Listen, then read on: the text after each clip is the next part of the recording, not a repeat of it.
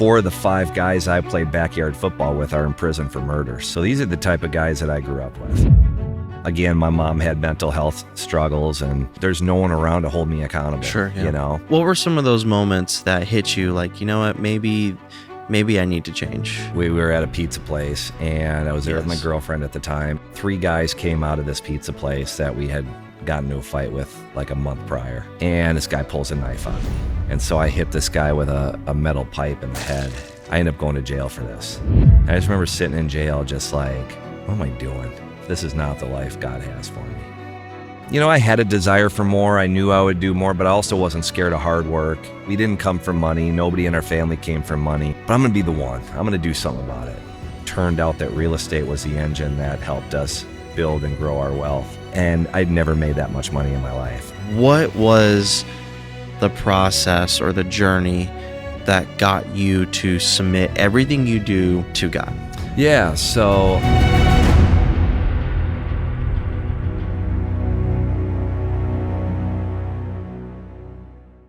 if you're anything like me, I know that founders and entrepreneurs or those that want to start businesses, sometimes we grow up and we think a little bit differently than other people. We don't always process things the same way, or we have other ideas, and other people just kind of think that we're crazy or that we're weird, or we think too much outside the box, or maybe that we're trying too hard. I know I felt that way growing up. Maybe you think the same way too. And this guy was, I think, written off and probably not the one you would vote to be the most likely to succeed, just given his story alone. And you're going to hear all about it. When I hear the story of my next guest on Dear Founder, I would not think that this guy was going to be as successful as he is, that he would be even really alive to tell this story, or that his life wouldn't have been in a completely different direction. I'm honestly super confused at how he's teaching about business and finances and life from godly principles when his life and upbringing doesn't reflect that one bit. It's truly, truly a miracle. And I think you're going to get a lot out of this next story with my next guest, Joshua Tew. Have you ever seen Suits?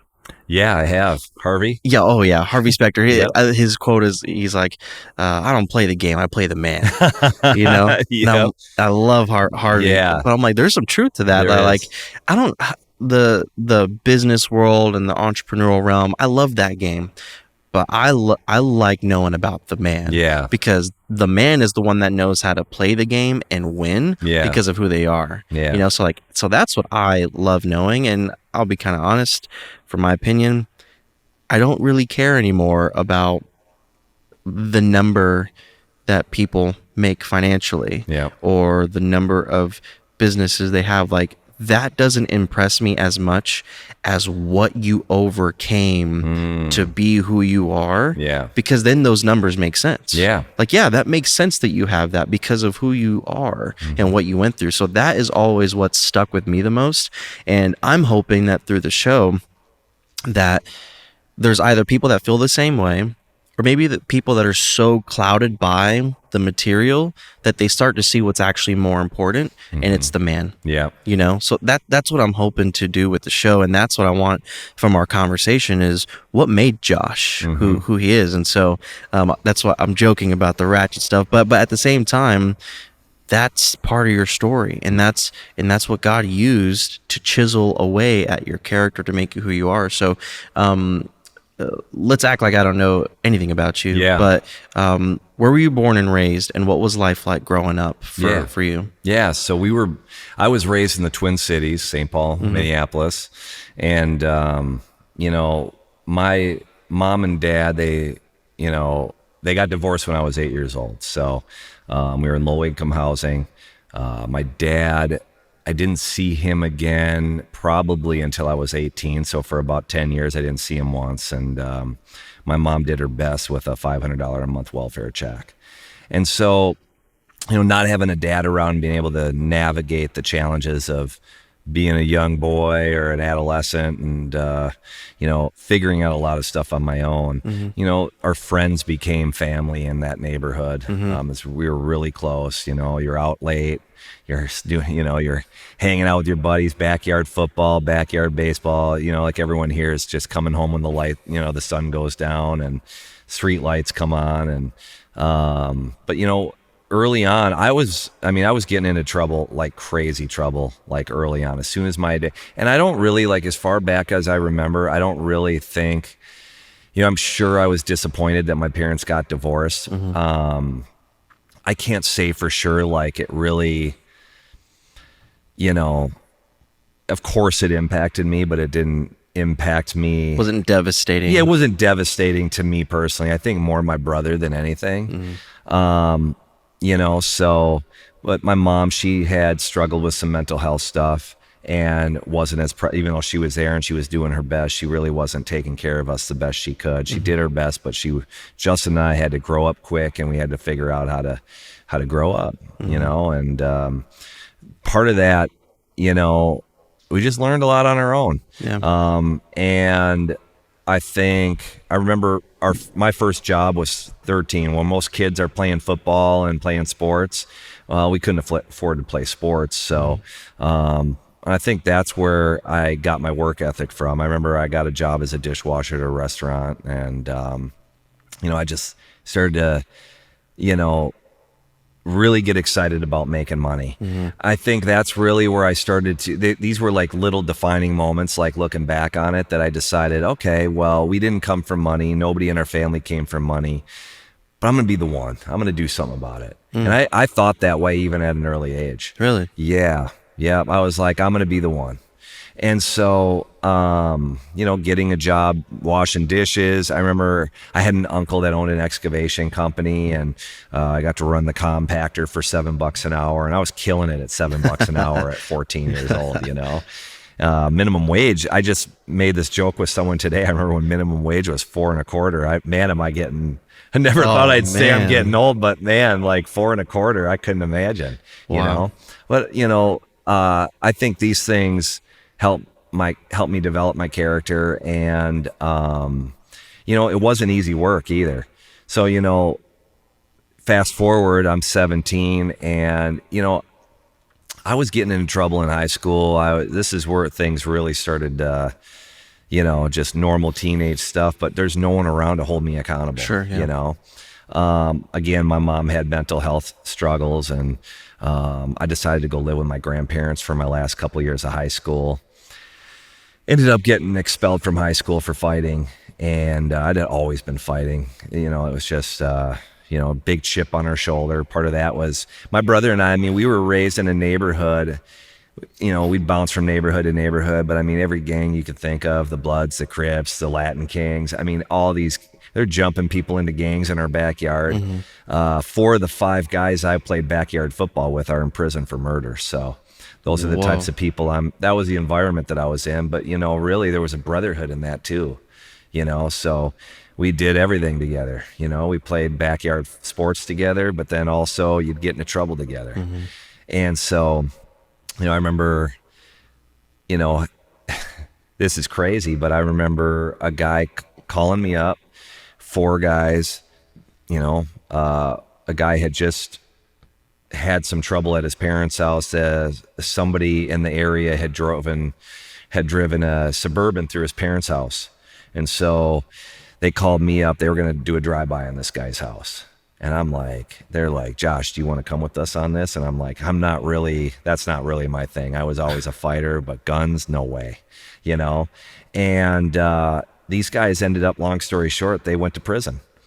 They didn't kill anybody, but they went to prison for about 5 years. One of the guys got out later on, got a nice family, on parole, ended up getting a DWI, and his lawyer couldn't get him off, and he was looking at doing more time because you can't get into trouble while you're on parole. And he walked into his lawyer's office and blew him away. So these are the type of guys that I grew up with, you know. And, you know, I think I say all that, and I won't tell all the stories, but it's like, you know, it's a common story. I know. I mean, we hear it. It's like, you know, we're both in this environment, and, you know, these guys go this way and I decide to go that way. And it wasn't, you know, like I just snapped out of it and started choosing the right path. But I think what had happened is, you know, we had been hanging out with a friend of mine, and this is funny enough, a guy we were just getting into trouble with, just got done whooping somebody's butt or something like that, and driving home after that and talking about God. And I have no idea what I'm talking about, but I was kind of the big brother in the car. And so I started trying to talk about something that I didn't know. And this guy, who ended up being one of our best friends, starts reciting the Bible and telling me I have no idea what I'm talking about, that Jesus this, Jesus that. And I'm like, hold on a minute, you're a Christian? Like, I had no idea. We just got done whipping this guy's butt. You're talking about the Bible. He's like, no, I'm from the west side of the kingdom. It was so funny, man. It was so funny. I remember just being like, hey, we just committed a crime and you're talking about Jesus? He goes, yeah, man. He goes, of course, that's why we need God. Yeah, Jesus was flipping tables. I could do the same thing. It's so wild, man. It was funny because after that conversation, he invited me to church. He goes, you should come to church with me this weekend. And I end up going to church, giving my life to Christ, and getting baptized all within a week of having this conversation. I love that guy. Yeah. I love that guy. Yeah. So, Wow. I think having the Holy Spirit, even though my 20s were far from perfect, and definitely, a ton of challenges through that, working odd jobs, trying to start business. I always had an entrepreneurial spirit. I mean, when I was 17 and dropped out of high school, the first business I started was a window and gutter cleaning business. And so did a few businesses in between, few jobs in between. I remember working $10 an hour, just shoveling dirt, working for a landscaping company. And so it was an honest day's work. You'd go home after 10 hours, 12 hours, 100, $120. And, so hard work to me, it wasn't a foreign thing to me. And so, I had a desire for more. I knew I would do more, but I also wasn't scared of hard work. And, through my 20s, and I'm speeding up the story here, Amy, I met Amy when I was 22. And really I was just running wild, chasing women, not honoring relationships the way God would have wanted me to honor relationships. Sure. And not just with women, with my friends too. I wasn't somebody that was respected. Early on, I was more feared, and that was the respect that my brother and I had. We had a name in the community because of, because we were fighters. And for a moment, we were getting some negative attention on that because, it's young, we're young people, that people want to be around those types of people back then. And, it started to get old. People started to grow up. They started to get careers. And so that wasn't cool anymore. And so, my brother and I think we both were like, well, that was kind of our identity for a minute, and we were getting some attention for that, and we started to realize, like, this doesn't make any money. This ain't making any money. Nobody likes this type of person. People weren't inviting us over to parties anymore, and I think that's where I started to make some changes, and I started looking into self-development. And I'm saying a lot here, but there's just so much. I got connected with Amway in this journey, and really that was college for me. I got connected with a bunch of great men in that business, and I'm a huge fan of multi-level marketing businesses. I think they're great to develop, and I know there's a lot of people making a lot of good money in multi-level marketing, but which is interesting because I think you have this, and we're gonna jump back because I have a few questions going back to your upbringing, but there is this super negative stigma around network marketing, which I actually understand. Like, I get it. There are certain elements you're like, dude, this sucks. Like, why would I ever want to do X, Y, and Z to get such a little return, or whatever the case is, right? Or to get backlash from family or whatever.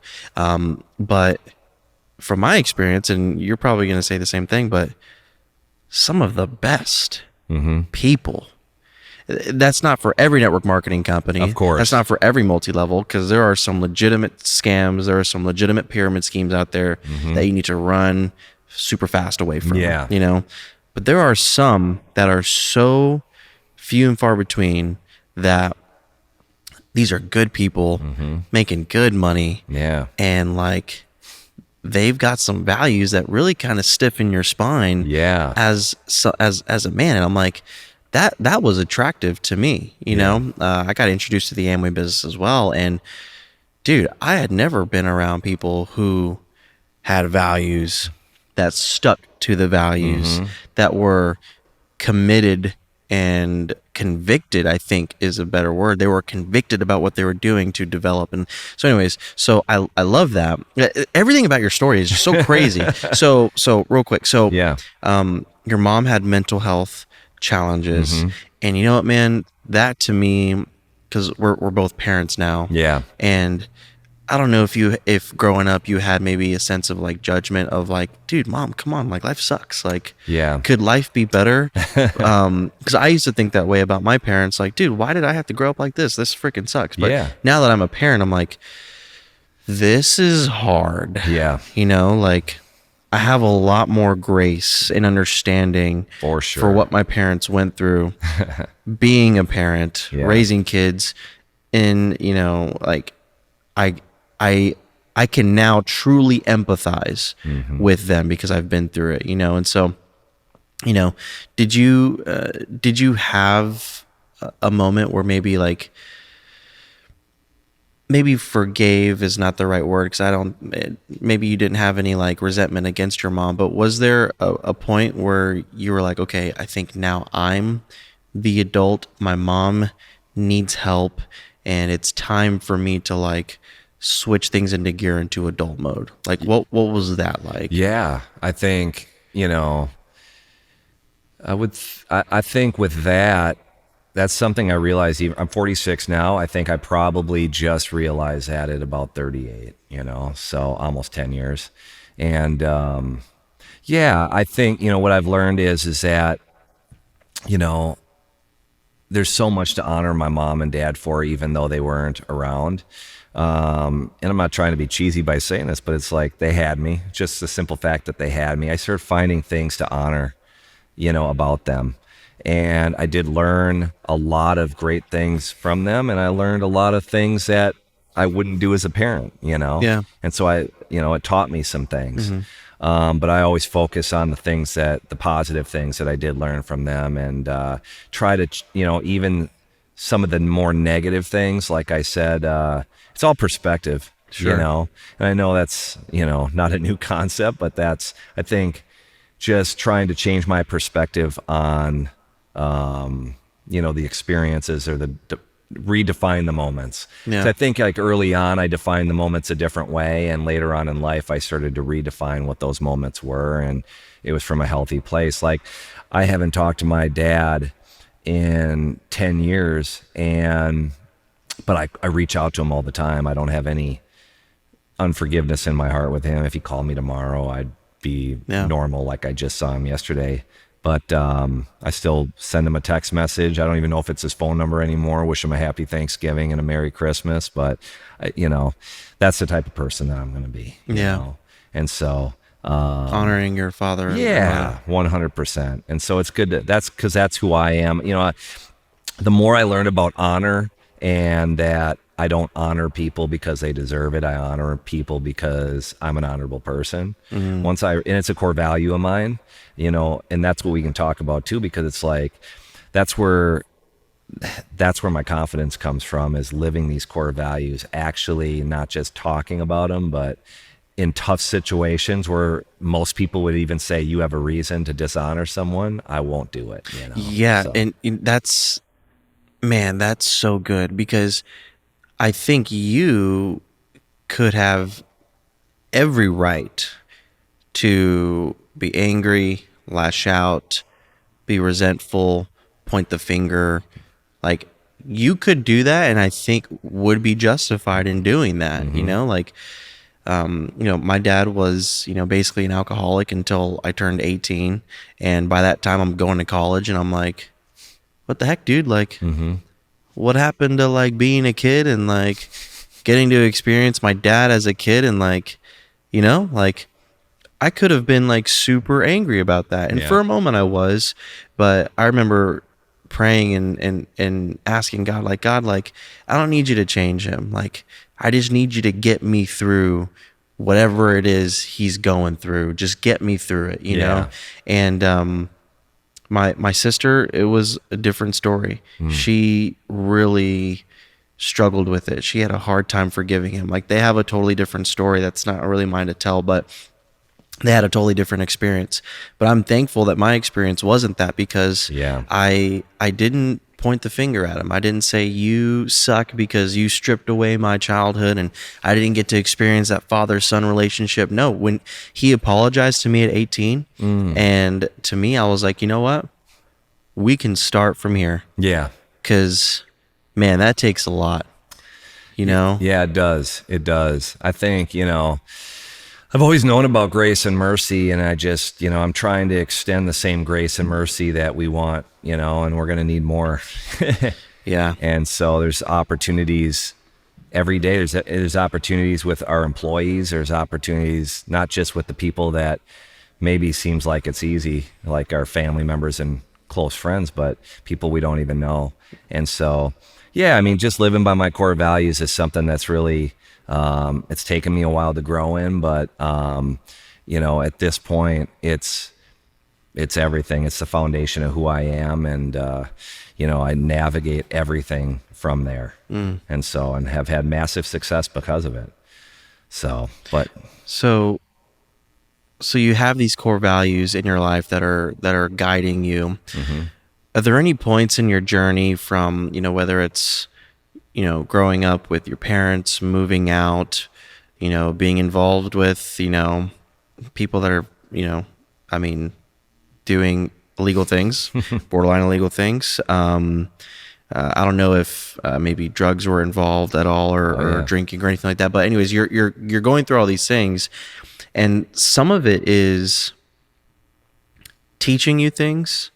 Some of it's, I wouldn't say shaping your character, but maybe it's helping you realize that, like, you know, maybe I don't want to live this way. Yeah. You know, what were some of those moments that hit you, like, you know what, maybe I need to change? Yeah. So I had, back to my 20s, I had gotten into a fight. We were at a pizza place, and I was there with my girlfriend at the time. Perfect. And, 3 guys came out of this pizza place that we had gotten into a fight with like a month prior. And I'm there with my girlfriend, and this guy pulls a knife on me. And so I hit this guy with a metal pipe in the head, and I don't kill him, but he, you know, I knock him out, and his buddies leave. I end up going to jail for this. And I just remember sitting in jail just like, what am I doing? Like, this is not working. This needs to stop. And this is not the life. I remember literally saying this to myself. This is not the life God has for me. And, you know, again, not that, I think these were just little defining moments along the way. I know that if I hadn't given my life to Christ and gotten baptized, I wouldn't have had the Holy Spirit to guide me through this. I would have been dead or in prison for sure. 100%. So I think there could be people listening to this that have a super religious box that they operate in, and might ask themselves, how in the world could you even say that you're a Christian, but you're doing these things? Yeah. Right? But because, you know, we're operating in grace, and we understand the human condition is full of flaws and errors. I mean, Christ knows that more than any of us, because he lived our condition, and he is the perfect man. So he knows what we're going through. He knows we struggle, right?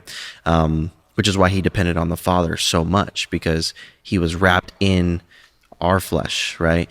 But some would say, you're probably not saved, but you were just on a journey. No one is perfect day one. Yeah. The only way I can explain it, and I don't know if I'm right in saying this, but I think the Bible uses this analogy often, is we're children of God, right?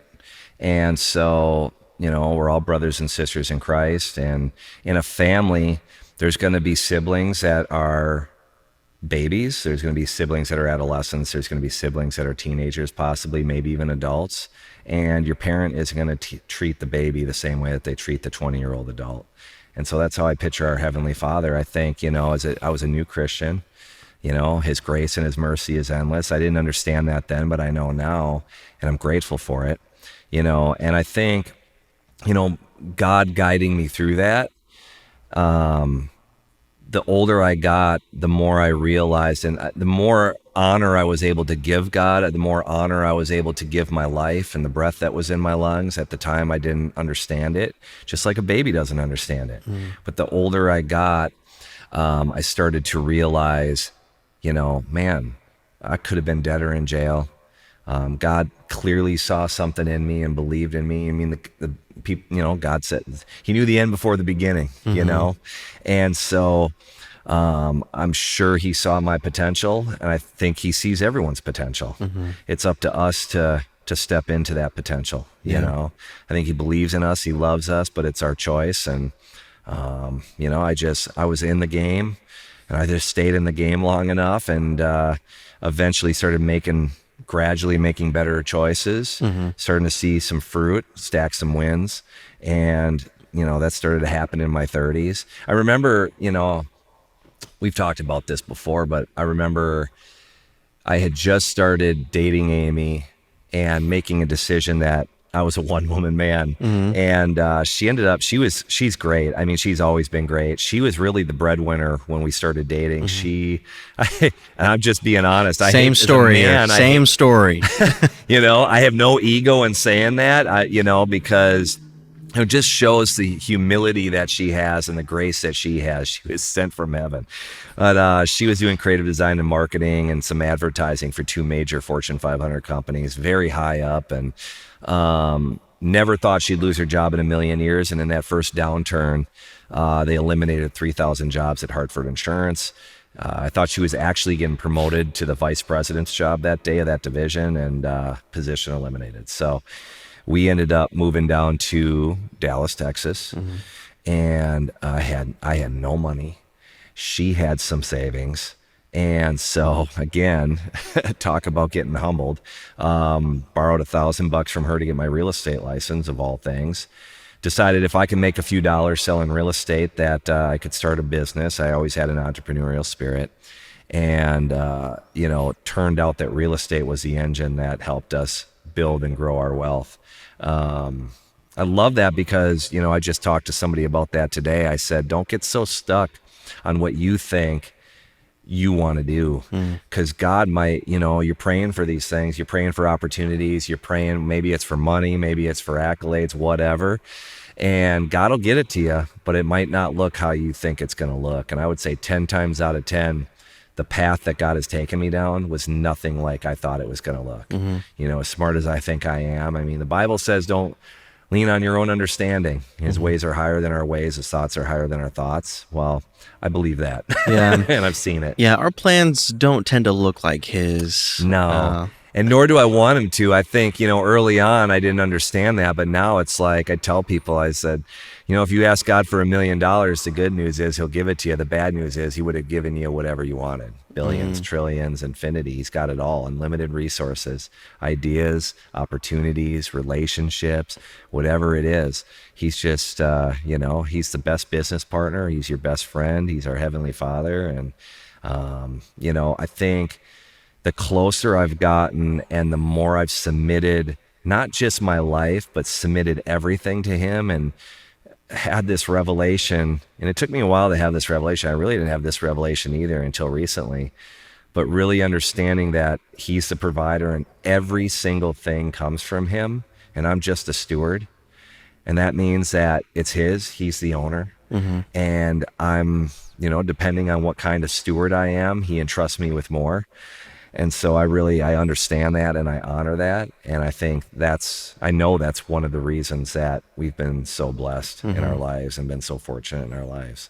That's, I think some people could think that that's a really tough leap to get to mentally, or maybe even spiritually, because let's say I'm not a believer, in Christ, or maybe I am a believer in Christ, but as entrepreneurs, that's what we do. We create. Yeah. We create opportunities from nothing. We create ideas. We put teams together. We put, companies together to make a whole brand new one that shifts a whole market. Like we create. That's what we do, right? Yeah.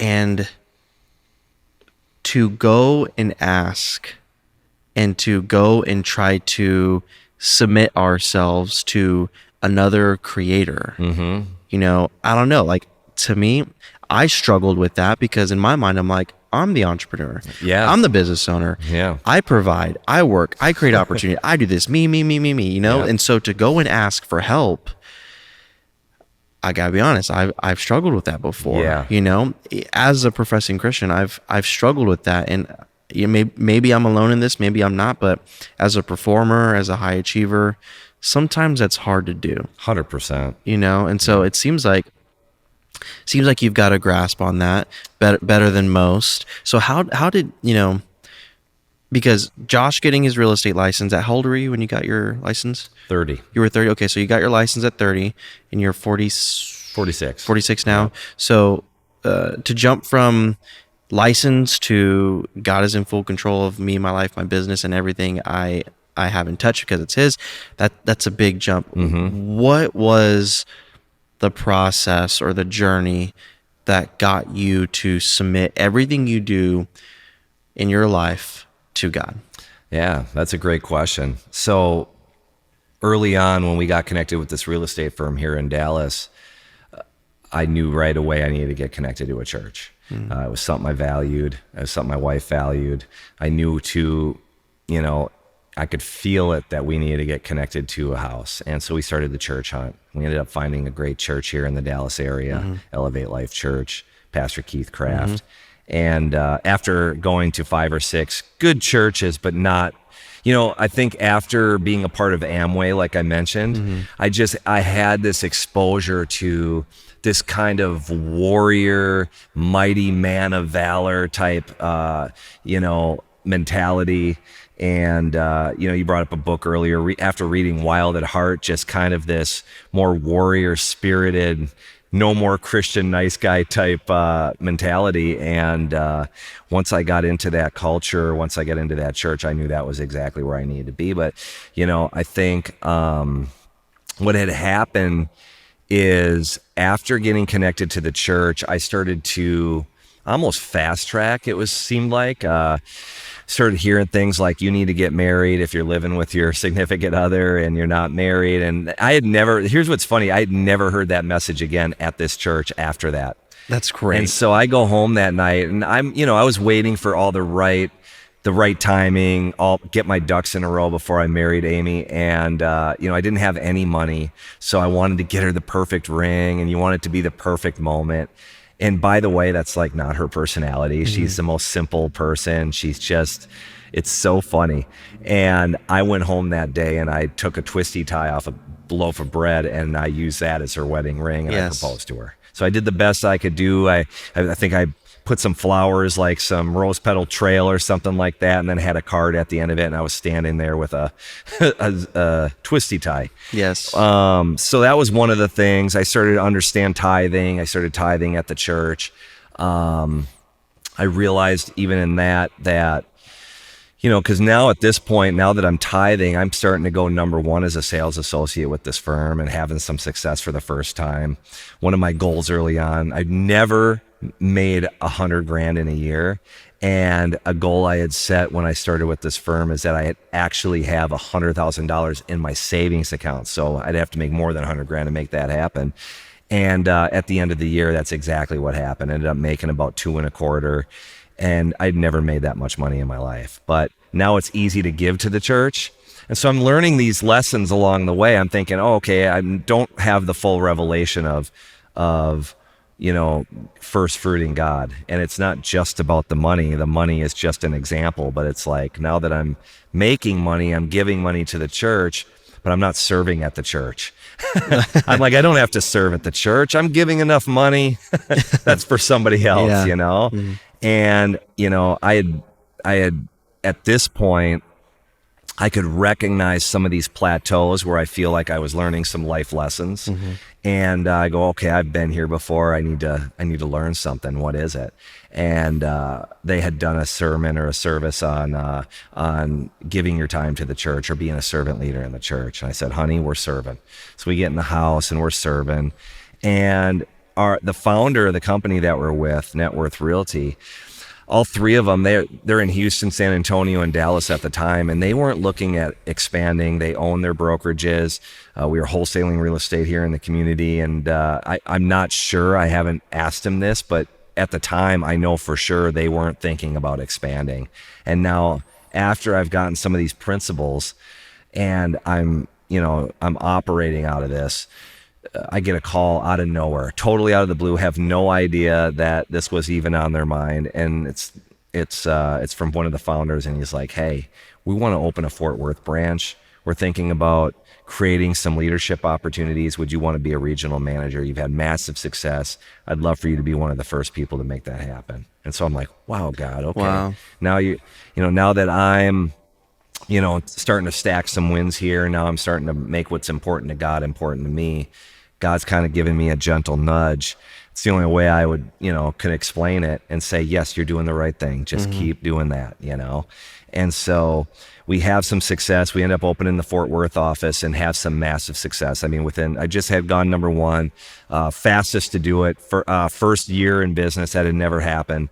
And now we're opening an office from scratch in Fort Worth, and we have this thing just cranking in 6 months, and the founders are impressed. At this point, they're like, man, we got to give this guy some ownership. And they created another opportunity where there could be a broker owner, and they asked me if I would ever be interested in that, of course, and I decided I was going to move back to Minnesota.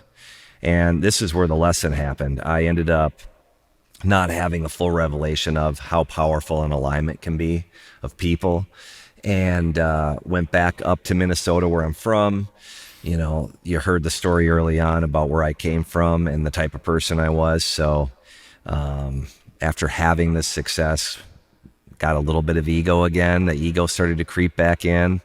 Had a chance to glorify God, had a chance to give honor to the pastor that I learned from, had a chance to give honor to the founders of the company that had given me this wonderful opportunity, and went back up to Minnesota and made it all about me. Look at what I've done. Look at what I created. Look at who I am now. And, we ended up running into some challenges with the local government. They didn't like the business model. And we ended up, after 2 years of having massive success up there, being one of the fastest growing offices in the entire country, ended up having to let 25 employees go at Christmas, which doesn't seem like a lot, but we were on a lean brokerage, but they were like family. And, here we are trying to figure out if we start over with the same company, if we quit and try to find a different avenue or build a different business. We were just devastated. I know there's a lot worse things that could have happened to us. I was still alive, but losing a business that we invested, over $300,000 of our own money into, and time invested into these associates that we've grown to love and have become family, was one of the hardest things that we've ever had to do. I had a son up there from a different relationship that, here we are now, considering leaving and moving to another state so that we can grow this business. And that's just tough.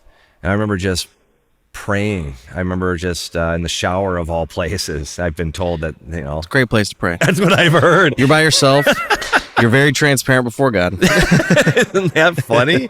I talk to other people and they're like, it's a good place to pray. Perfect. And it's a great place to hear from God because it's quiet in there, and I just remember going, why? Like, what did I do? What have I missed? I just, I wouldn't recommend talking to yourself this way, but I was like, God, I'm an idiot. I said, please make it plain to me what I'm missing and what did I do? What didn't I do? And,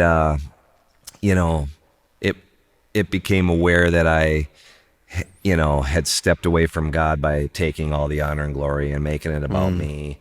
And he was always there. I just, I had an opportunity to do that, and I didn't. And that's where I had that revelation. And I just decided from that moment on that I would always give God the honor and glory for everything, and that it's his. And I still am in the early stages of getting this revelation. And so at this point, we've now moved down to Tampa, Florida to start our brokerage, a new brokerage. We've decided to stay with the company and fight for it. It's all we knew. I mean, I'm a guy with a GED, so I'm thinking, I'm sure I could have made money doing anything, but the opportunity was just so great that I said, hey, we agreed that we were gonna fight for it and start over and make this happen. And so we moved down to Tampa, Florida, and started having success again, making great money. There was a certain point where I even thought that God was calling my wife and I to be pastors of a church. We were growing in our relationship with God. We were starting to make money again. And I'm thinking, man, this is what God called me to do. Maybe this is the next step, being a pastor. And so we had the money, we had the finances. We're in real estate, so like finding a building wasn't a challenge for us anyways. And God started to close all these doors around us. I couldn't figure it out. I was like, what in the world? Like, my discernment's off. I really thought this is what God was calling us to do. And again, in the shower of all places, I'm praying. I'm like, God, just make it clear to me. And God said, how are you stewarding what I've given you dominion over right now? I thought about that. I was like, wow, God, how am I stewarding what you've given me dominion over right now? And so I'm like, okay, you've given me dominion over my family, so my wife, my son. You've given me dominion as a leader over these employees. That's all I can think of. And I'm like, you know what? I guess I haven't really gotten busy in the workplace. People knew I was a Christian, but I really wasn't like talking to anybody. I didn't feel like I was separating the office place or the business. You were just a good guy. I was a good guy. They knew I was a Christian. I wasn't ashamed to say that, and I thought that was enough. But I also I went to church, and I separated it. I'd go to church, but then I'd come back and I'd be like, well, I don't want to beat anybody over the head with this stuff. I'm not, it's a really strange time too we're living in, where it's like, if you bring up religion or you just don't bring up religion or politics. You don't do it at the dinner table, you don't do it in the office. And so God said, how are you stewarding what I've given you dominion over right now? And I just said, man, all right, well, I don't know how that looks, God, but I'm going to trust you. And I just made the business the ministry. And that didn't mean I walked in there and started evangelizing with these guys, these young men and these young women. You serve them. Just serving them. And they did, here's the cool part. It's like, people ask me this all the time. They're like, how do you bring God into the workplace?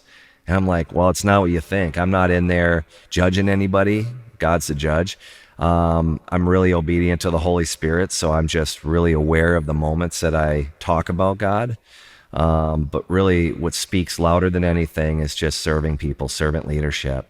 And so, they may not always understand it, but they're seeing God through me in my actions, and that's how it all started. So, I'm getting in the trenches with these team members, and so we're doing good. I mean, we're like having success in our office, and, I'm starting to get coaching from my pastor. I'm reconnecting with my pastor. I'm getting plugged into his coaching programs, and I'm reconnecting with the alignment. And now I'm really starting to understand how important the alignment was and that period between, how it affected things. And so that's why my pastor says it best, alignment before assignment. He says so many times people chase the assignment instead of putting the value on the people that want your dreams and goals to happen, that are going to help you make it happen. Getting into an incubator of greatness where people care about you, and you can do so much more together, even everywhere, not just in the body of Christ. Just, we've all heard 1 puts 1 to flight, 2 puts 10,000 to flight. I just brought this up today. A Clydesdale horse, have you heard this, pulls 8,000 pounds. And you would think 2 Clydesdale horses, or Belgian horses, you would think 2 Belgian horses pull 16,000 pounds, but it's not true. They actually, 2 of them pull 24,000 pounds. So 3 times their weight. But so you got 2 Belgian horses. If one of those Belgian horses is trained, they actually pull 36,000 pounds. Wow. And so just another example or analogy of 2 or more coming into agreement, or a 3-stranded cord not easily being broken, but just the power of numbers, And so we're having success in this business. And, this is really like one of my big messages now to people, like, thinking you're good but not really knowing that God has something even better than what you could, above and beyond what you could ask or think. Because from what you're saying, sorry, I don't mean to cut you off, but but from what you're saying, from the outside looking in, like, why isn't everything good? The money's there. You guys are having success financially, and I think from our carnal minds, we would equate the spiritual health with the financial health, and we would say, wow, like, what do you mean God's challenging you? What do you mean you're not in alignment with God or with the local house? Like, what do you mean? You guys look great, so like, that's tough, I think, for anyone to try to digest, especially if you've grown up in a culture, maybe a religious culture where your finances are tied to your piety, like the more religious you are, the more financially blessed you are, which is, I don't think, the case. The more you operate in God's laws, then God will honor his laws because he's put those in place. So it's like, God's not a liar. God's not going to not fulfill his laws. So he's going to do what he set in motion to do. But you guys are experiencing financial success, and there's still some friction. You guys, you're still battling with this like alignment with God's, plan and calling for your life. And man, that challenges me, because you'd think, well, the money's here, God should be very pleased with me, right? Yeah. Like he should be, but the money doesn't equal God's pleasure. Yeah. So sorry, I didn't mean to cut you off. I had to get that thought out because that's challenging to me. So keep going. Tell me what's happening from there. Yeah. So, that's exactly it right there. I mean, by the world standard, we were doing great, and we thought we were doing great. And, as a side note, I think it's important to talk about this because you just brought this up. It's so interesting. Like when I talk to people, and it's everything culture taught me, everything that growing up, the way I grew up taught me. Because, growing up, it was dog eat dog. It was very cutthroat. We were around people that said, don't trust anybody. If you're going to be successful, you got to go out there and make your own way. Like all these statements and all these phrases that really maybe for a moment and temporarily we had some success, but really it all hit a dead end road and all had a lifespan. Like what I started to figure out is, even though I had been taught early on to look out for yourself, that it was actually the opposite that was true, that created massive wealth. And it wasn't just wealth in my finances. When you make it about others, Ephesians 6:8 says, what you make happen for others, God will make happen for you. But really, even Jesus exemplified this the best. He made himself the least in the room. And so I got busy doing that in the office. I didn't literally wash people's feet, but I served them. I did things that,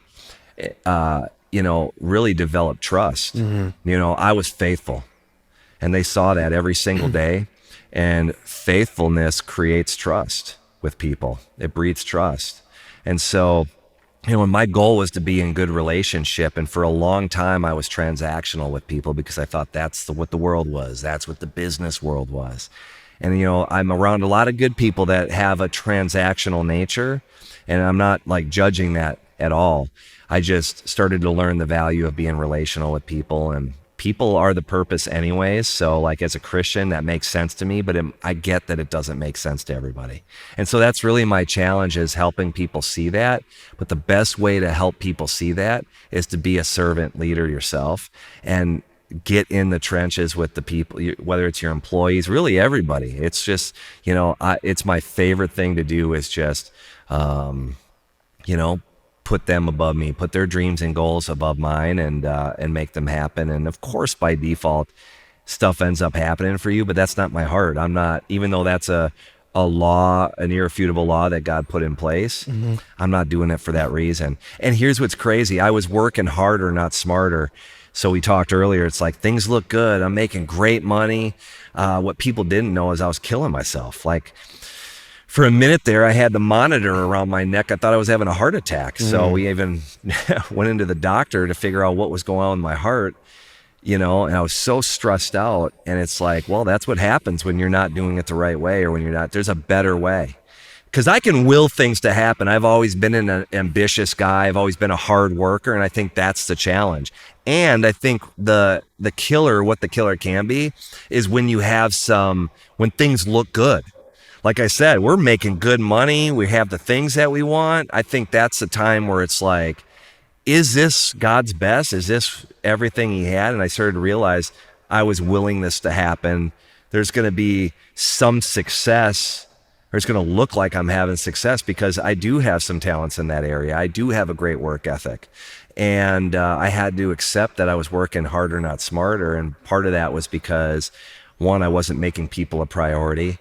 The culture in our office wasn't great. It was okay, but it wasn't great. And so we did a complete rebuild in our office, and went from making $500,000 a year, which was a dang good income, to making $3 million a year.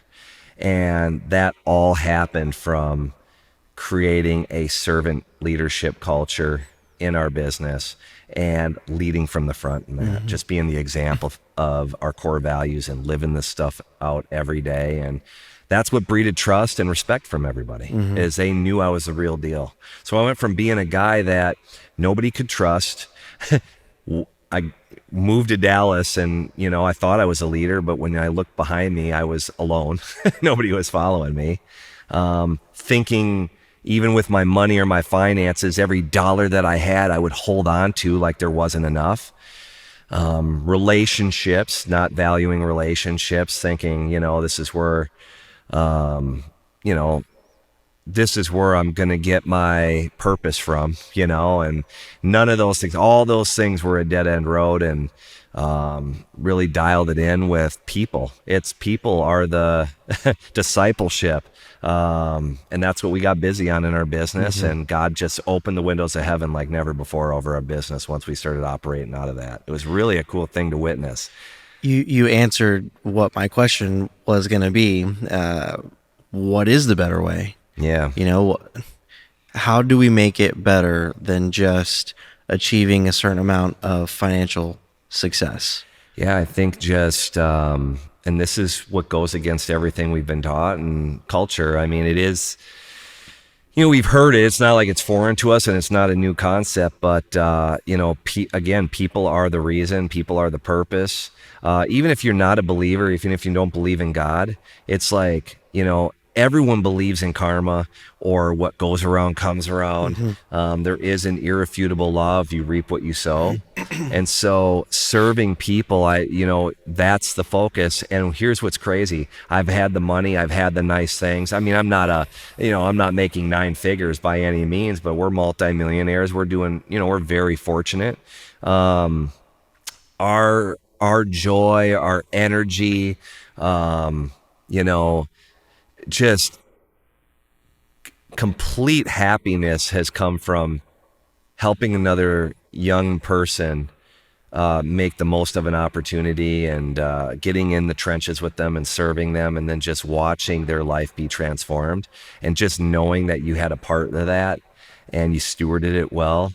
And, that's what brings me complete happiness and joy and fulfillment, is making that happen. And, I think you hear it often. It's not a new concept. I've heard a lot of successful people say that. It's like helping people, and it's like they get to the point where you figure out that's what it's about. But it makes sense because that's the way God made it. So I'll have to show you this once we wrap up recording. Yeah. But there's a reel.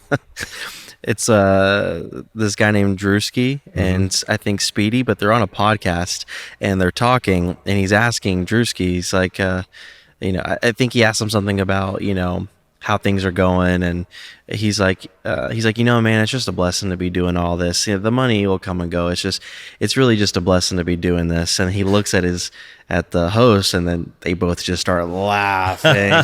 They're like, he's like, He's like, man, the money's good, bro. Like, the money's good. What, you think I do this for the blessing? No, the Right. money's good. Yeah. And so as you're saying this, that reel popped in my head because, I laughed so hard at that because I was like, man, I think some people like really are like, I don't do this for the blessings. Like, Right. the money's good. Yeah. But I 100% believe you. Like, Yeah. when you say that, I believe you, and I'm almost a little envious because I think there's people in different seasons of their journey, and in some seasons it's hard to see that.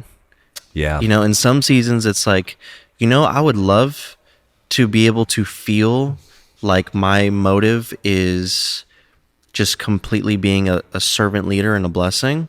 But, in this season, I can only kind of see up to right here. And up to right here is like, I need to make sure that we don't have to put salaries on a credit card this month, some people are in that season. And so I love that because I think that's a season that we all want to be in, or I think that's hopefully a motive we all want to operate from, but it didn't happen overnight.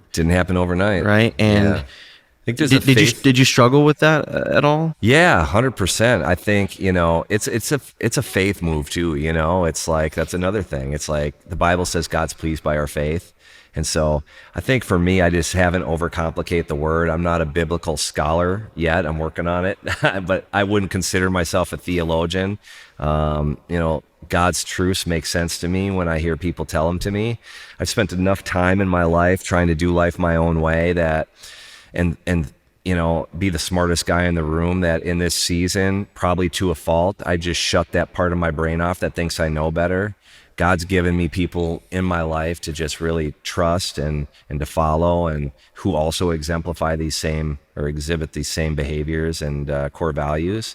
And I'm just getting busy doing that and being focused on that. I mean, I'm in plenty of rooms where I get to be the smart guy or to talk about this, but really the truth is along the way, I've been humbled so much. Like, people say that, they're like, you're so humble. I'm like, well, thank you for saying that. If you knew me 20 years ago, you wouldn't have enjoyed hanging out with me, and you would have thought I was a egomaniac. And but I've been completely humbled by what God can do. I think, hindsight is crazy, and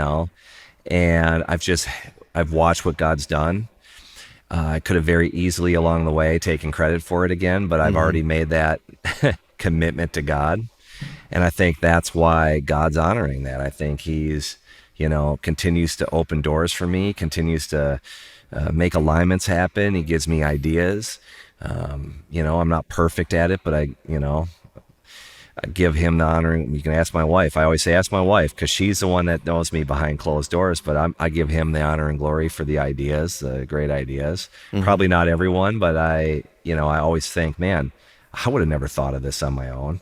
And then I take those and I implement those in a business, or I go and, create a business, and we have massive success with it. So he's doing a great and mighty thing. And it's just been really cool to see happen.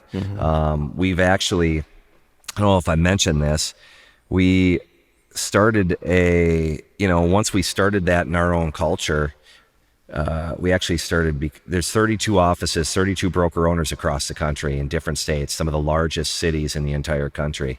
And we're in Tampa, and now we're the number one office. And so that got the founders' attention. They're like, wow, he's doing something over there. And, I started telling them what we're doing and what's different. And, the culture thing is nothing new. I mean, culture is everything. It's got to be the foundation. Core values, something that can easily get dismissed, completely changed my life. Again, I came into a coaching program where my mentor, Pastor Keith Kraft, asked me what my core values were. And I was like, oh, yeah, we got core values. We're totally doing core values. And he's like, well, all right, well, what are they? And I'm like, integrity, like that's what everyone says. And I just laughed to myself. And I was like, don't start doing this again, Josh. Like, I had a conversation with myself. I said, don't start going down that same path that you always go, where you know it all and you're already doing it all. Be honest. I'm not there. I need to learn more. So I humbled myself in that moment. I said, I'm not doing core values. Tell me more about core values. And we went on this deep dive on core values, and it was instrumental. Our culture wouldn't even be what it was if we didn't start off with that. And it really catapulted us. So now we're the #1 office, and we're grabbing the founder's attention. And for about 3 years of making like breaking records, not just like kind of breaking records, we doubled the revenue that the best office that had ever done it had done in 1 year. And they're like, all right, Josh, what's the deal? And I said, I've been telling you guys for 3 years.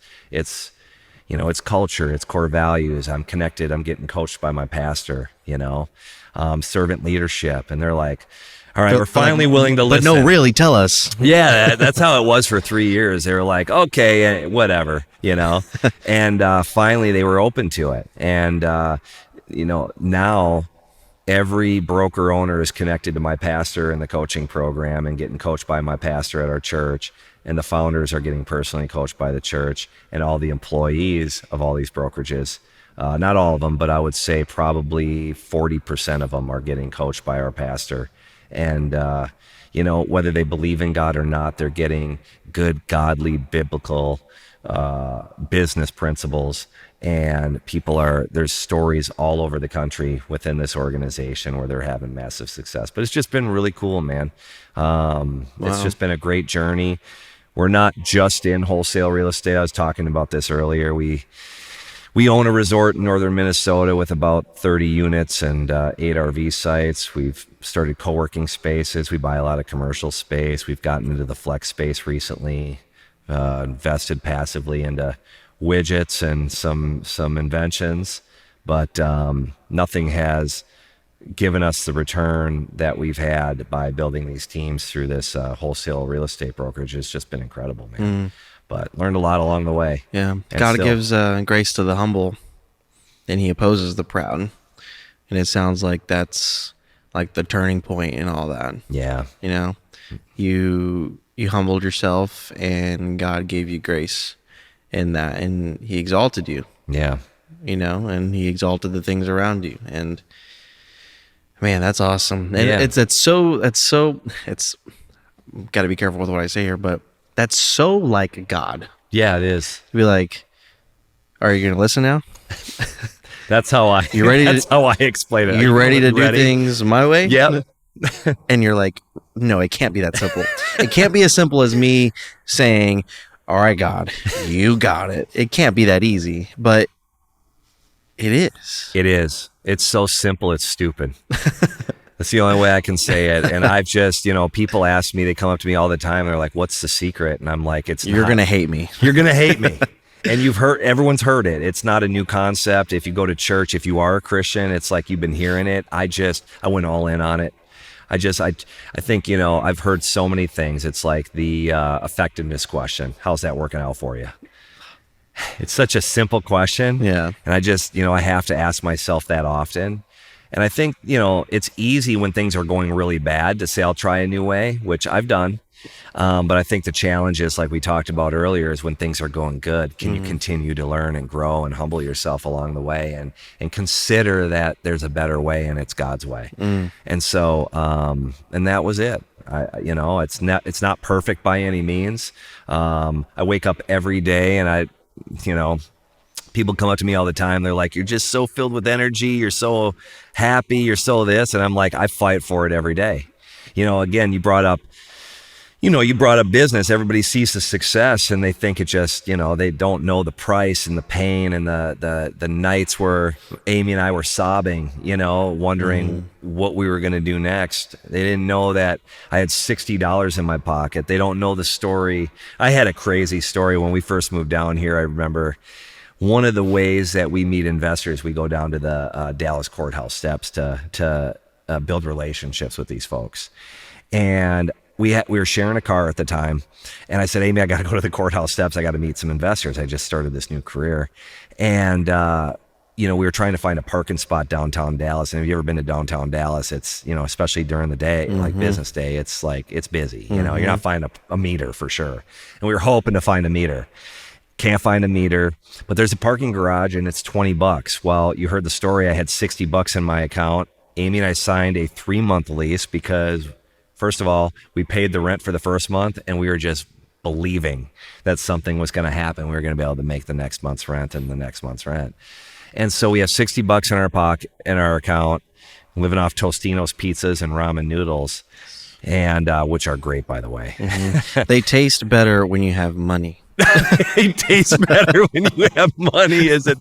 When you have no money, you're like, oh God, no. Please, Lord. I remember I had a little toaster oven at my desk that I used to throw that little pizza in. It was so funny. I remember my the broker, another mentor of mine. He came in. He's like, "Bro, you do know there's better things to eat than those pizzas." And, You're just like traumatized. No, I have to eat this. What are you eating? You got money now, okay? Yes, that's what he would say. I just remember, like, I got so many funny stories on that. But we the courthouse. Yeah, so we're at the courthouse steps, and we looked at a parking garage. We had to park the car, and it's $20. Well, that's a third of the money we have in our bank account. And I'm like, we're parking there. And Amy's like, Josh, we can't park there. I don't know if you heard me earlier, but we have $60 that we need to somehow use that for groceries and gas. We need something to happen. We need it to happen fast. I said, Amy, I'm going to do whatever it takes today, and I'm going to meet somebody and we're going to make a sale. And we spent $20 on the parking. I remember she started crying because she was like, man, I don't know how this is going to happen. And I spent all day at the courthouse steps, and the last 2 guys I talked to, the craziest old coots in the place that I judged even. I was like, there's no way these guys are investors. I end up talking to them, and they end up buying the biggest fee on the board that night, and I ended up making a $6,000 check to get me started. And it was just like, wow, that was a defining moment. And so, I remember earlier that day, this is the best part of the story. Earlier that day, we had a morning meeting in our office, and the broker at the time was telling us to go to the courthouse steps. And he's like, who's going to the courthouse steps to meet buyers? And everybody raises their hand. And I go into the pit, we call it the pit, and I go in there and I'm like, all right, who's going? I need a ride. And they're like, we don't go to the courthouse steps. We just tell them that. Wow. I go, really? And they're like, yeah, it stinks. There's no buyers down there. And I'm like, why would the owner of this company, and I had just been here for 2 weeks, I'm like, why would the owner of this company waste his time to tell us to go do something that doesn't work? That's what I thought in my head. But I'm new there, so I'm not trying to argue with anybody. I call my wife. I say, let's go down to the courthouse steps. And that's the story. Couldn't find a meter, paid $20 to get a parking spot, a third of our money that we have in our account. End up meeting an investor there, did whatever it took to make that happen, and made a $6,000 check. And really that just catapulted me from there on out. Wow. Yep. Wow, man. Man, I've got moments where I think to myself, like, how could I put this woman through all this? And I know Amy. Yeah. And she walks with just such certainty, but the road to certainty is paved with like so much unknown and like shaky ground and like huge risks. Yeah. And so I've got a lot of respect for Amy because I know the roles that wives play to partner and support an entrepreneurial husband is just different. It's different. God bless the people who are just like their employees through and through, and that's great. And both, there's 2 incomes in the household from 2 jobs, and that's fantastic. There's a time and place for that. There's people that's their call in life, and that's great. That's good for you. And I wish you the best in that. I was not okay with that. Yeah. I don't know what it was. I think when I say average, people think I'm belittling other people that have normal standards of life. Right. And I'm not. I'm not. Yeah. But to me, that is status quo. Yep. And I just am not satisfied Yeah. with status quo. I grew up with status quo, Mm-hmm. and I just had. I don't apologize for the dreams that God has given me. Yeah. What do I do with it? Let them sit and ignore them? And so I can't ignore it. And so I have to run towards these things. Yeah, that's good. And in order to do that, I had to have a partner who was willing to run with me. Yeah. And the painful thing about that is that means they're going to step on the same things you step on. They're going to go through the same fire you go through. And all they did was just say, like, that all came from, like, I love you, I want to be with you. And now they have to go through everything you're about to go through, and it sucks. Yeah. Because you love them so much. Yeah. And they're about to go through it, but they stick with you. Yep. And they fight with you. They cry with you. Yep. Like, that is one of the toughest punches to the gut I think I've ever gone through. You know, I've lost money. I've had no money. I've had negative bank account. Mm-hmm. That stuff, you know what? Okay. It just, that's here to there. But when the person you love is just struggling and in pain Yep. and fighting through because of decisions you've made, Yep.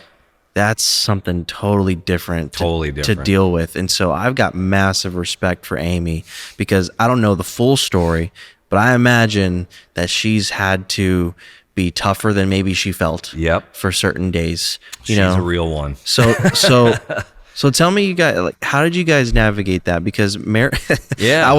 we were interviewing a Navy SEAL for the show. That was a great conversation, by the way. Yeah. We were interviewing him, and the marriage failure rate in Navy SEALs, people going through buds and Navy SEALs, the marriage failure rate is 90%. Wow, I didn't know that. 90%.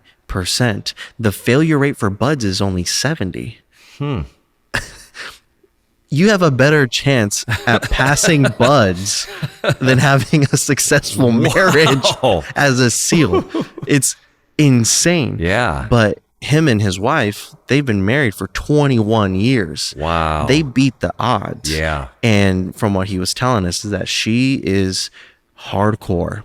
But what makes her hardcore is that she tells him, I stand by you. Yep. I support whatever you do. Yep. And that takes a strong woman to do. I know feminism out there says, like, oh, you're weak for submitting to a man and you need to do your own thing, be independent. Well, I put my wife up against any of those feminists 100%. any day. Any day. My wife's coming out on top. Yep. Because I know it takes someone super strong to do that. Yeah. Not manipulated, No. not less than, not weak. Yep. But like, I lift her up because of how strong she is to Yeah. willingly say, I'm going to follow this bozo to all the stupid things he's about to put us through. Imagine the courage and the strength that it takes to do that, and I we honor our wives for that, and I honor my wife for that. It's, I tell people all the time, and I can't even, there's no words to express, just how she has stood by my side. But more than that, she, I mentioned earlier that she came from corporate America making a strong six figures. We decided together, once I found this opportunity at this real estate firm, I didn't want to be two ships passing in the night. I already knew how marriages, the odds were already against us. We're fighting that. And, I knew that if I was going to work at this firm, it was going to be long hours and it was going to be 7 days a week. And it was going to be, from what I was told, it was going to be for the first 2 years. That's what it was going to be like. Well, I'm thinking, well, if she goes back to corporate America, she's working 60 hours a week too, and we're never going to see each other. And so I just said, listen, I'll always honor you. You went to college for this, if you want to go back to corporate America, you're great at it. You're very successful. I totally respect that. I go, but if there's any chance we could do what we're doing together, that would mean the world to me, because I don't want to do it, unless we're doing anything together. I want to do it together as a team. And she said, I'll do that with you. So she humbled herself to come, really not even take a title or a position. She was working as I don't know. a business partner, but really what it looked like is she was an executive assistant, and she's way more than an executive assistant. And I'm convinced I wouldn't be anywhere close to where I was at with the firm or the company without her. We did it together. We were way more successful together. We got it done faster together, and we've been able to work together ever since. And that's something people admire about us and they want. And so, part of that is just, Pastor Keith has always said, to be in good relationship, there's a bunch of stuff that needs to happen, and being married is going to be one of the hardest things you ever do. But be a great apologizer, be a great forgiver, and love people the way they need to be loved. And, those are 3 good starting points to having a good relationship. And that's it. I just follow. I don't overcomplicate it. I do those things, and we've been able to do good business together. We're in great relationship together, and we're an example for. It's not a perfect relationship, but we're an example to all the other young men and women that are under our employment or under our leadership. And never fought once. Yeah, right. Yeah, right. We do though. When it comes to fighting, we follow the biblical principle. We just don't let the sun go down on our anger. So we follow that rule. We just believe that gives the devil a foothold, and we try to resolve any challenges we have within that time period.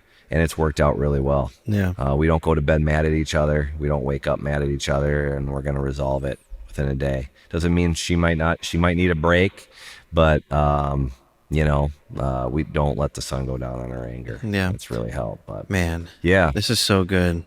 There's 2 things that I want to ask you about specifically, and then I think these 2 things will take us a good while, and then we can land the plane. And man, this has been really, really good. I want to just be a host and just draw out these good things, but I'm talking with you and with these people, and I'm like, dang it, I'm learning, and this is helping me so much. This is supposed to be for them, it's supposed to be for the people listening. But the more I go through this, the more episodes I do, I'm like, God, did you want me to start this show for me?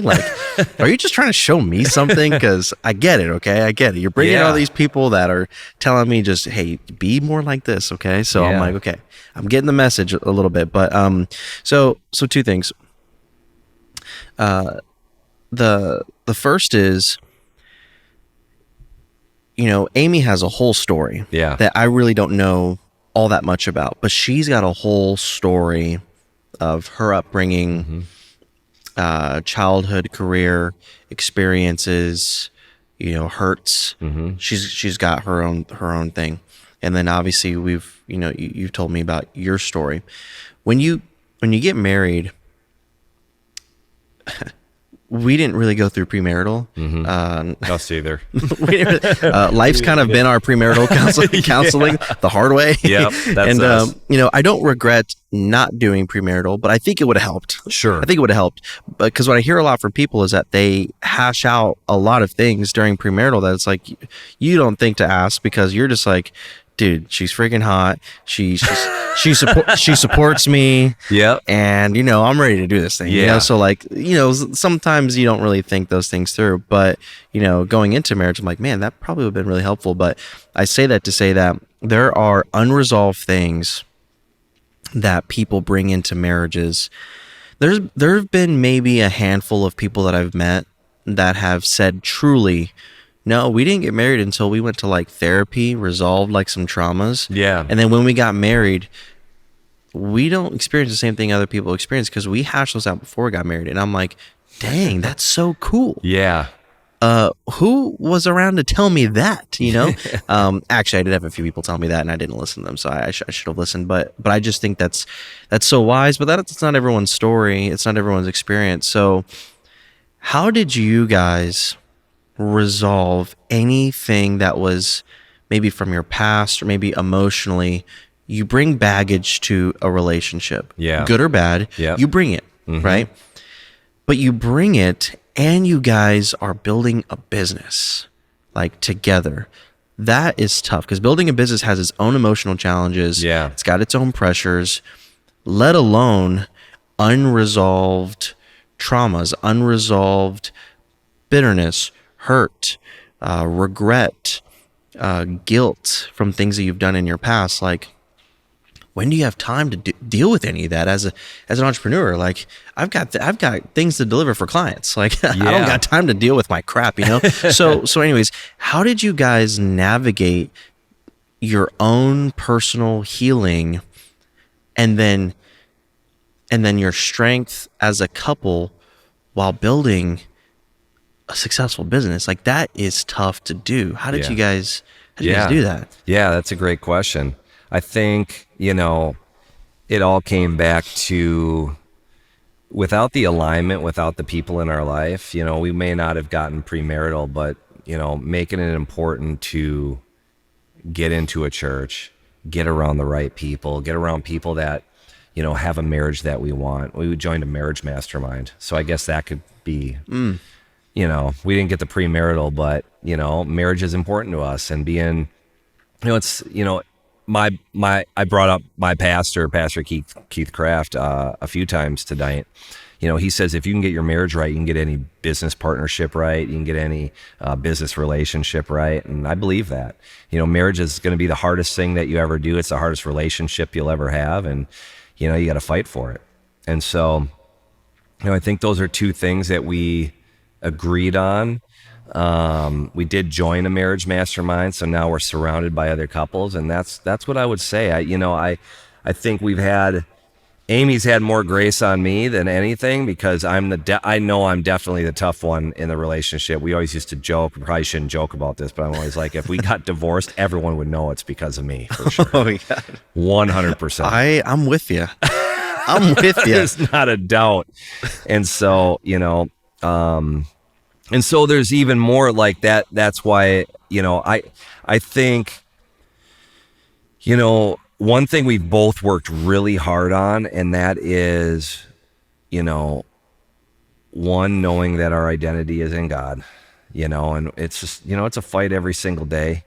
But focusing on what we can control, we each can control, and what we bring, it's like, it's not easy and it's not perfect. And there's times where, we point out each other's faults, or we have a rough moment or an off moment. But I think for me, I stopped focusing on what she wasn't doing or what her challenges were, or the things she needed to work on, and just got busy working on what I needed to work on and being the man that I needed to be for her, And again, it wasn't easy or without challenges, but once I got focused on that, it seemed like, it inspires people. It inspired her, it inspires your employees. And that's what I always recommend that people start doing, because it's really easy to start getting focused on what people need to grow and change. And it's not that we don't ever talk about it. It's not like I'm like, no, I'll do me, you do you. Mm-hmm. It's not the case. I just, I control the controllables, and I can control what I do, and we base everything off of our core values. So we have family core values too, and everything comes back to that. We used to fight, of course, way more early on before I understood that. But now it's not so much an argument. It's like we both agree on these core values together. I didn't just draw up the core values. She thought of some, I thought of some, we agreed on them. And so anytime there's, I guess what, an argument, it comes back to the core values. Mm-hmm. It's like, well, is this excellence? Is this honor? Is this honoring? And it's like, no, it's not. And it doesn't become a me versus her thing or a her versus me thing. It's like we come back into agreement on what we originally agreed on. And it's like, okay, we both agreed that honor was something that we were going to make important in this house. And I don't really think that's honoring, or I really don't think that's excellence. Excellence to us is one of our core values. Going above and beyond what you're asked to do, mm-hmm. That's the way I can define it for us. And so anytime I don't exhibit that, or she doesn't exhibit that, she can call me out on it. Or if there's ever a fight, it's like, well, let's take it back to our core values. Is this excellent, what we're doing, this decision we're making, or this thing we're arguing about? Is it excellent? Is it honoring? Is there generosity? Are we expressing generosity in this instance? And it's like, no, and it brings us back, and so we're able to work through our challenges now because of it. But yeah, I mean, it was, without being around the alignment, and everything comes back to the alignment, we would have never known any of this stuff, you know, and we would still be trying to navigate it. And I think that's why it's important to get with the right people in the right place at the right time so the right things happen. So, yeah. You know, I've come across a lot of people that I would consider, people can hate me for saying this, and that's fine. There is a stereotype, and maybe you'll pick up on what I'm saying, but Yeah. there is this fraternal, corporate, white guy stereotype that it's just, everything is just numbers and work is just work. Yep. And, you know, corporate America is corporate America. It's almost like just college 2.0, you know, and nothing's that deep. Yeah. And everything's very surface level, you know, because you go to school, you get your degree, you go to your job, and it's just college 2.0 because now you're partying with new people, and you're doing the same thing you did in college, except now it's for money. With what you studied, and it's just college 2.0. Now I'm generalizing that. That's not everybody, Of course, but yeah. I was in corporate America for 10 years, so I've seen a lot of that. Yeah. Okay, I'm not pulling that out from nowhere. Like I've seen a lot of it. Sure. And so whenever we start talking about success or kind of separating yourself from the pack, these principles, when you talk about them to people who are so corporate, they almost seem like silly. Yeah. Like, come on. You buy into that crap? Really? Like, just do your job, focus on your trade or your craft or your profession. Like, you're going to get caught up in all of that, you know, success mumbo jumbo, you know, like Right. that's a load of crap, you know, like I've heard this stuff, Yeah. you know, and so Right. playing devil's advocate here, is success really as simple as getting around the right people? I know that success means different things to different people. What I mean is having a combination of, you know, above and beyond financial state, above and beyond, health in your relationships, impact in your community, making a difference with your wife, kids, employees, etc., is accomplishing that as simple as putting yourself around the right people that exude that. Is it really that simple? Yeah. I would say if there was I would say there'd be two things. It would be alignment first, getting around the right people, and then living. Success to me is I'm living my life, or we're living our life, my wife and I, by our core values. We're exemplifying our core values. And so our core values are, one of them's generosity. That's something that's very important to us, giving back to the community, but more importantly, just advancing the kingdom with our finances, or his finances that he's given us. And that's something that's important to us. But excellence is another one of our core values. We've both decided that, you mentioned average earlier, and there's nothing wrong with average. I don't judge it. I don't hate on it. I think, God loves everybody, but he gives favor to some people. And I think he gives favor to the people that go above and beyond what they're asked to do, just like we would. I think, for anyone that has kids, but even if they don't have kids, they've been a kid. If you ask your kid, the kid knows that they got to clean their room or keep their room clean. If they don't clean their room, we really have a problem with that as parents, right? Sometimes maybe your kid will clean the room. They'll do just what they're asked to do, but you had to ask them to clean their room. But a kid that cleans their room because you didn't have to ask them to clean their room, as a parent, you want to give that kid a little bit of favor. You love all your kids the same, but the kid that goes above and beyond what they're asked to do without you having to tell them, they're going to get a little bit of favor. And I think our Heavenly Father is the same exact way. I don't do it for that, but part of the reason I do it for a bunch of reasons, but I realize the impact that I make when I'm in a room. And I know that if the energy levels are low, that I can bring energy levels to that room, even if I don't feel like it. That's excellence to me. I'm not required to do that. It's not my job to do that. I could very well keep to myself, but I understand the impact that it makes if I come into that room or that atmosphere and I elevate it. And that might be picking up a piece of trash. It's not a new concept, but people ask me all the time, they're like, that's not yours. Why'd you pick that up? And I'm like, 'cause as long as I'm in this room, it's going to be better. No matter where I go, no matter who I'm with, I'm going to make the room better because I'm in it. And so that's something we both try to exemplify. And that's success to me. Success to me is, Amy and I living out our core values, and then, just that's where I draw my confidence from. That's where I draw my energy levels from that I don't have every day. And trust me, like I wake up, I've told people this, I have a nice 8 sleep at home. Waking up early in the mornings is not my favorite thing to do. Everyone thinks I'm just, like I mentioned, so full of energy. And I'm like, no, like if you want me to be honest, I don't want to leave my bedroom. I have a sleep 8, so it's nice and warm in the morning, but it's cool throughout the night. I have a nice view from my house.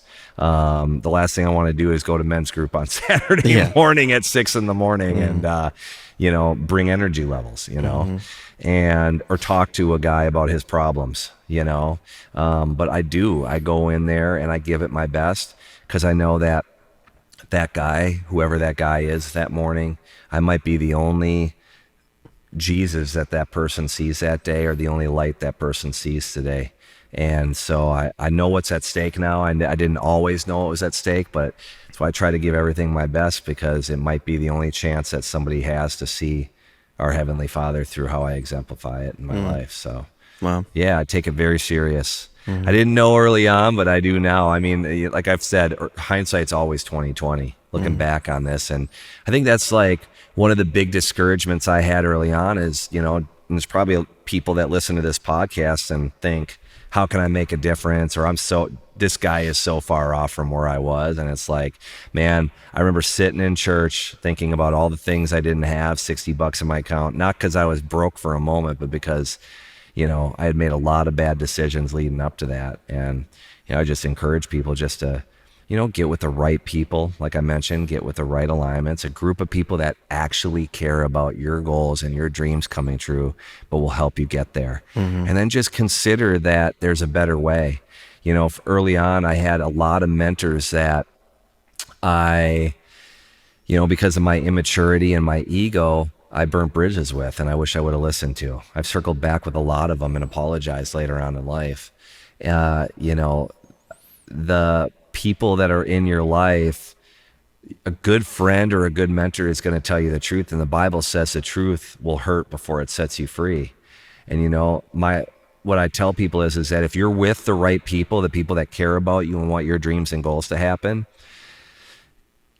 I want to be told the truth from those people. If there's something that they see, a blind spot, like you mentioned earlier, or something that they think is going to help me grow, I want to hear that. And that's when things really started changing, is when I humbled myself and just knew God's got a better way. The people he's put in my life are there for a reason. I'm going to shut that part of my brain off that thinks I know better, and I'm just going to listen and consider that there's a better way. And like the Bible says, don't lean on my own understanding. And once I got in the game and started doing that, success came at me like I couldn't stop it. I can't stop the relationships. The money is great, and the opportunities are endless. And I'm confident it's because of these things. It's because of getting with the right people. It's because of starting to establish and live by our core values every single day. And more important, not making it about me, making it about the people God brings in our lives and being good stewards of those people that he brings in our lives. So, yeah. I love that story about having $60 in the account. Like, I love that, because you're like, how are we going to eat? Yep. Go somewhere, do something for an unknown period of time with this. Yep. And you know what I love about us entrepreneurs is that we figure it out. We figured it out, man. With that 60, we did all that. Well, I got to tell you something on that. I remember, like, Amy's a big family person. Like, she came from a great family. It wasn't a perfect family, but it was a great family. And she'll say that. Going home on Thanksgiving and Christmas is something she never thought she'd not be going home for a Thanksgiving or Christmas. And as we're building this business, as we have $60 in our accounts, like we don't have money to fly back or drive back, And so we're finding ways to make it happen. I remember, being in real estate, there's networking groups. I'm like, well, we're going on a date tonight, honey. We're going to go network. The good news is there's some happy hour appetizers there and some cocktails, and that's going to be our date night. Yeah. And so we found ways to make it happen, and we made the most of it. And it brought us closer together. you know, eating that Tostino's pizza, splitting that Tostino's pizza really brings you closer. Yes, yes. Well, and I think too that like hearing your story, you're kind of built for this at this point. Yeah. I mean, with what you've gone through, I mean, from fighting and getting expelled from school and what you went through with your parents. I mean, although if I'm looking at this as if like you're my son, I'd hate for my son to go through any of this, but I'm not God. So I don't understand, right? Yep. But God used what seemed to be a terrible story and used it to make you who you are so you could get through those things. Yep. Like, did it suck? I'm sure it did. It does. But it's not like it wasn't in there. Yep. Because God allowed those things to happen to make you tough. And honestly, like, you can't go through this journey without being a little tough. Like, No. you're going to get kicked in the face. Yep. Life's going to do that. And if you just fold, don't be an entrepreneur. Like, That's it. Like, it's not for the faint of heart, for sure.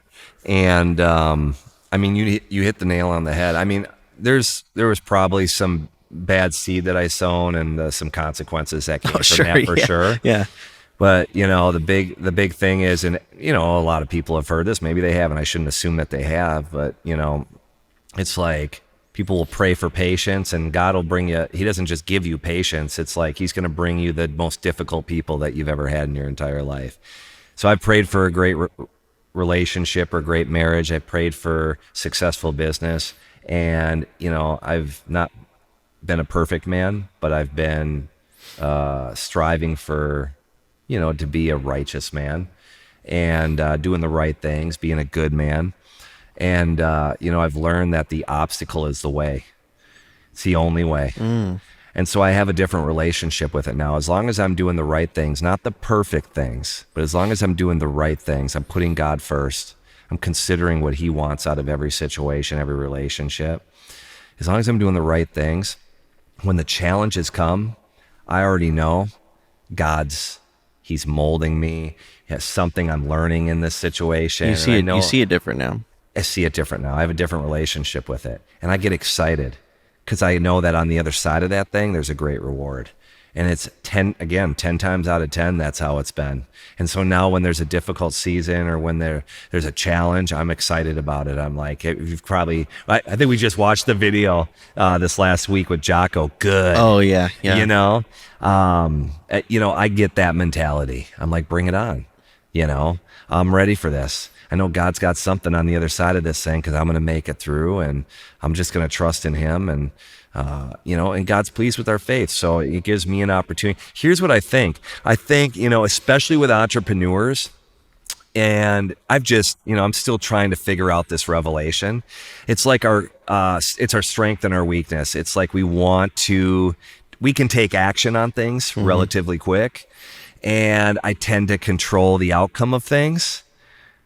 However, like, you got to make room for God to get in there.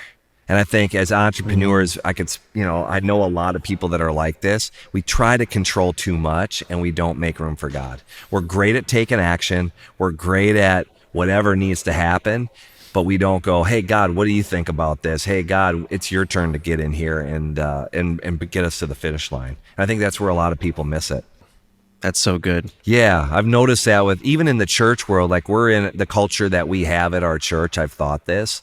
It's like there's so many people in there trying to make it happen by themselves. And if we weren't meant to do it by ourselves, I think that if we would just come together like God intended for it to be, like I had this example earlier, like our pastor says, we've been given a divine fingerprint. I don't know if you know that, but every fingerprint is unique. There's not two people in the entire world that have the same fingerprint. Right.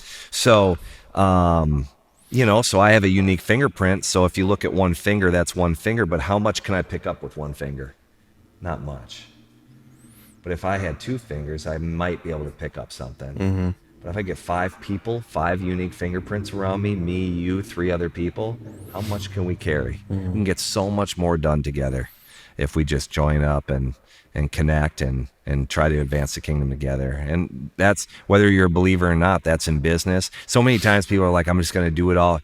Like, we just had somebody recently, it's so many times I've heard this, you've probably heard this in your life. It's like, well, I'm just going to, it's like they try to go do something on their own versus doing with the alignment, because they think somehow they're going to get more out of that opportunity. Like the pie actually gets smaller. That's what's interesting about it. The pie was bigger together, but they didn't see it that way. And so they go off on their own, and they don't value the team maybe that they're a part of. They don't value the alignment they're a part of, and the possibility that you can get so much more done together. And so I see that often with people, leaving jobs, leaving a team that maybe they feel like they could just do it on their own, like I mentioned. I think that's the killer, and then they go find out that's like, man, I'm actually making less money than I made than I was with that team, and it's like, yeah, you just made your world smaller. Yeah. I used to think it was my, what's the best word to use? I used to think that I had insecurities about people seeing my weaknesses, and so I was like, I don't want to bring people around me to build a team or to scale my business. Like, I don't want to bring a team around me because I like the way I do things, and I don't want people to change the way I do things because I like them. I know they're not the best way you could do it, but I don't want to be judged for it. So it was almost like insecurities. Yeah. It was almost like insecurities, but really underneath it though, it was pride. Yeah. It was pride. I was like, I don't want to do what other people think I should do because I should be the one that's good at all of it. But Yep. But there's only so far that I've learned that I can go if I try to do it myself, and that's really pride talking. I thought it was, like me thinking that I wasn't good enough, so I had to be good enough, so I had to learn the skill set so I can do it because people wanted things only from me because I'm it, but Yeah. it's not that. It was actually pride, Yeah. and so you saying that makes sense. But in application, it really challenges us naturally because we're like, no, I don't want to trust other people to do it. Yeah. I want to do it. Yeah. I want to control it. I'm the entrepreneur. Like, I saw the vision. Yeah, that's I good. know where we're going. Yep. You don't know where I'm going, and I've been guilty of being that. Yep. I've had clients who have operated that way. Yeah. And it's funny because I never saw that in myself, but when I served clients who operated that way, I'm like, what's their deal? Yeah. What's their deal? Don't they know I can do this a lot better for them? But it exposed that in me. So That's I good. hear what you're saying. Yeah. I hear what you're saying. Yeah, that's good. I think, what I think of when you just said that is, for the longest time, my identity was in my job title or in my success or in the dollar amount or in whatever, or the accolade. And I think that was me navigating my identity and who I was, because even too, when you don't know who you are and what your purpose is, it's like you can almost forget that and start to tie it to all these other things. And I'm not trying to be philosophical, but it's like, even when failure happens, it's like, that's why failure is so tough for people. Nobody likes failing. It's not like, oh yeah, bring it on. You know what I mean? But, there's a place for it and it can be healthy. But I think what can happen is when people experience failure, they're devastated because their identity is tied to, let's say it's tied to money, or it's tied to that position, or it's tied to whatever. And it's like, that's not our identity, and that's where the challenge can happen. And so, along the line, I started to realize this. I teach people this, help them, remind them who they are. And, reminding them that for me, like, we do I am statements. I'm a child of the Most High God. That's who I am first. I'm a warrior. I'm this. I'm a great husband, reminding myself who I am and not tying my success to my accolade or the dollar amount or the failure. So I'm not as devastated when it happens, you know. There's only win and learn. You probably heard that. Yeah, and yeah. that's, you know, that's what we go off of, and failures are going to happen, but, you know, we learn from them. But, yeah, I just don't have, again, the same relationship I did in my 30s as I do now with that. I'm confident in who I am. I know what my purpose is, and I know what the mission is, and everything else is a detail, you know. Yeah. I trust in God. You know, I mentioned earlier, real estate was not my plan. It was not the vehicle I thought that God was going to use to make that happen. I had dreams and desires. I had things that I thought I should be doing, you know. I'm like, this is my dream. This is what's going to happen. And God took me down a completely different path. And so, you know, I've mentioned this to you before. I'm open and I'm obedient to what God is showing me. Yeah. And I'm considering that, you know, there's a better way. And it's fun. It's been a lot more fun that way than trying to fight it. Yeah. And, you know, sure, success is happening because of it along the way, and it's really cool. But the most important thing to me is the relationships that have been built, and the people that have been helped along the way. And, you know, even, you know, I wasn't big on social media, but I hired your firm to help me with my social media. That was something for a long time that, you know, I didn't want to share with people the successes that were happening, because I was, you know, I was still navigating that, you know, the ego part of me, the pride part of me. I was scared to, you know, that maybe I'd go back there. And so that was part of it. You know, my past, what I brought up earlier, you know, you start having success and old friends start to reappear, and, you know, a little bit of fear there. You know, but the realization that I had is that there's a whole bunch of people out there that could be served well from, you know, the story and some of the life lessons that I've learned and the failures that I've had. And, you know, that's always my hope. Not that it's going to, you know, stop all the failures from happening, but, you know, if I can just, you know, help one person avoid a pitfall, Yeah. that makes me happy. Yeah, You know, that's so good. You know, normally it's the people. From what I've seen, it's a pretty consistent pattern. Yeah. It's the people that don't really want to, you know, don't want the spotlight. They don't really want to talk about it. You know, like, because it's almost like, dude, do I really have to sit here and degrade myself for your benefit? Like, you know, Right. you know, like, do I really have to do that on camera too? Yeah. But it's those stories that are the most helpful. And when you do it, it's actually very selfless. Yeah. That you share it, because you're like, okay, I can't be the only one Yeah. that's gone through anything like this. And I definitely won't be the only one that will eventually go through something like this. So if I can help them, like you said, not avoid it, but maybe hopefully have a different perspective on it, that, you know, maybe they wouldn't have had I not shared my story. Like, Yeah. to me, those are the people that need to share. Yeah. You know, everyone has a right to speak, but not everyone has earned the right to be heard. Yeah. That's good. From what I've learned. And so the people that have earned the right to be heard, I think, are those that have paid the price. They've humbled themselves, they've served, and although they don't want to, they know it's the right thing to do. Yeah. And to me, those are the people that have earned the right to be heard. If you enjoyed this episode of Dear Founder, click right here to watch another episode, or click right here to watch a clip from the podcast.